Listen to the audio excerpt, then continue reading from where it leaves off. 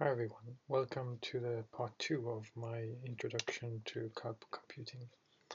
And in part 1 I finished off by asking a few questions around how it's possible to have servers running in the cloud, having virtual servers running in the cloud. How is it possible to make a server in minutes in the cloud, and also to make new servers within minutes in the cloud in very short notice? How is it possible to have them all over the world in minutes? Well, to answer all those questions, we have to look at the concept and the technology called virtualization. This is what makes it all possible.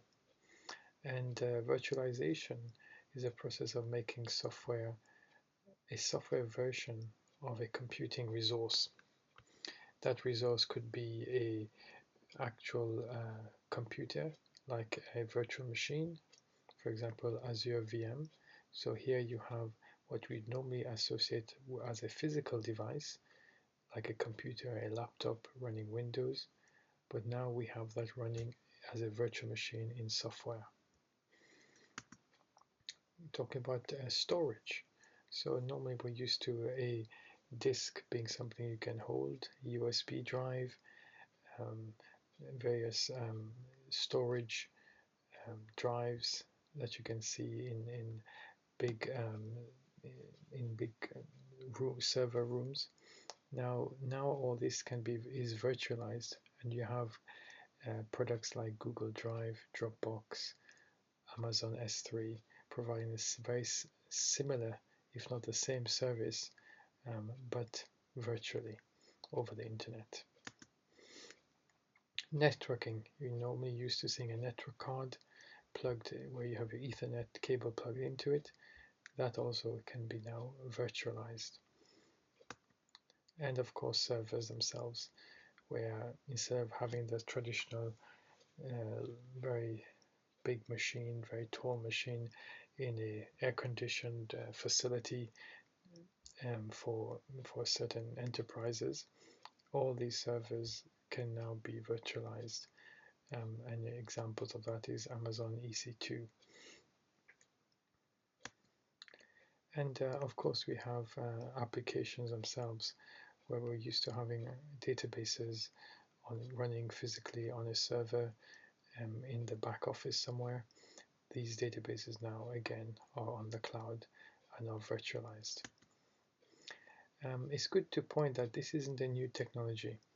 It has been around for decades. It's not new.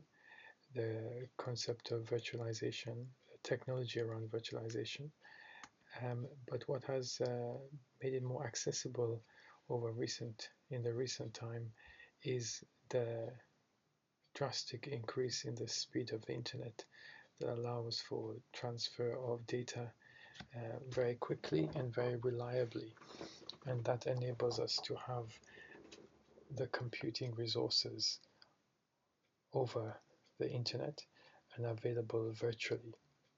So some might argue it's not just the speed of internet, you have the drop in prices of hardware as well. That also contributes to the rise in the availability of virtual servers, virtual computing resources. But the speed of the internet is something that's made it very, very reliable and very, very possible in the present time. It should, and I don't think it should be ignored, because without the reliability and speed of the internet, many of these services just would not be practical to be offered to the masses. I'm just giving an example of virtualization in practice here. So this is a screenshot of my Azure account and some of the resources that are available to me. And here you can see there are virtual machines, network interfaces, and then disks. You have an IP, and obviously that comes with that's assigned to the virtual machine. All these are in the cloud. All these are available virtually. So how is it possible? How is it possible to do how is it possible to offer this technology? What is the how do you explain the actual technology behind virtualization? Well, virtualization itself is offered as a service to customers using the hypervisor. So the first concept is to understand is the concept of the hypervisor, and that's basically a software that sits on top of the hardware, sometimes either directly or via the host operating system, and it sits on the hardware, and it provides the resources of the hardware to the virtual environments. So that's what it's called, a hypervisor. And the hypervisor itself is of two types. The first type sits directly on the hardware and provides the resources to the virtual machines, and that's called the bare metal hypervisors. This one is the most used one, so it's more secure and there's less latency, and that means it's actually provides better response in terms of when we're using virtual machines through bare metal hypervisors. Examples of these types of hypervisors: type 1 is Microsoft Hyper-V and VMware ESXi. The second type of hypervisor is the type 2, and that sits on top of the host operating system. Another word for them is the hosted hypervisors, and not so common in the market, and mostly for end user virtualization, something you can download on your local machine and run. There will be higher latency, and examples of that is the VirtualBox and VMware Workstation. So before we go on, let me just give you an example, a better picture of what I'm talking about, and you can just do a Google on Hypervisor Types, and you get quite a few nice diagrams to describe the setup.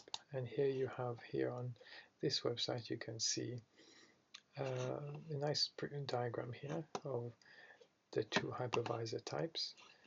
Type 1, you have the hardware, you have your hypervisor, and then you have your guest operating systems, which are the virtual machines running, two different operating systems, or they could be the same operating system, but they are completely independent of each other. Type 2, you have your hardware, you have your host operating system, and then you have your hypervisor, and over that you have the virtual machines. So you can see, just looking at these diagrams, why this one, the type 1, is more popular. There's less layers between the virtual machine and the hardware, and it gives the less latency, and thereby giving better response times. So coming back to our discussion here on virtual machines, so as we've seen here, we instantiate virtual machines using the hypervisor, and it's effectively, the virtual machine is like a computer, but it's all in software, and they can be, as they're virtual, you can have different operating systems. It doesn't have to be the same operating system. They can all be different: Windows, Unix, Linux as well. And the virtual machine can be anything that you need it to be. So for computing resources, it can be a desktop, it can be a database server, it can be a disk, it can be a network interface, etc. This is the whole point, that as all these are now available as software, so the virtual machine itself can be any of these. And although they're running on the same hypervisor, they're completely independent of each other or of one another. So the diagram we showed you early on, it basically shows you again that it is enforcing the independence and the separation of the virtual machines. There is no link between the two, and the hypervisor will protect each virtual machine from the other. So if a virus infects one virtual machine, you can be rest assured that the other virtual machines will be safe. And as we mentioned earlier on, the hypervisor will manage the resources amongst all the virtual machines. Now, given that it's all software, again, it's interesting to note that it's actually very easy to move from one hypervisor to another in minutes. And why is that? Well, because the virtual machine themselves are just files, and it's just a question of moving files from one hypervisor to the other, and then bringing up the virtual machine on that hypervisor.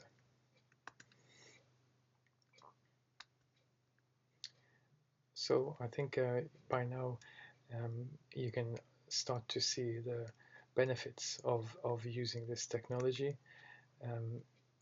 I'll just go through a few here. Consolidation is one, so you have the single hardware, but you have many virtual machines. So to the outside world, it looks like you have 10 computers running, or 10 servers running, or 5 computers and 5 servers, but really there's only one piece of hardware behind the scenes.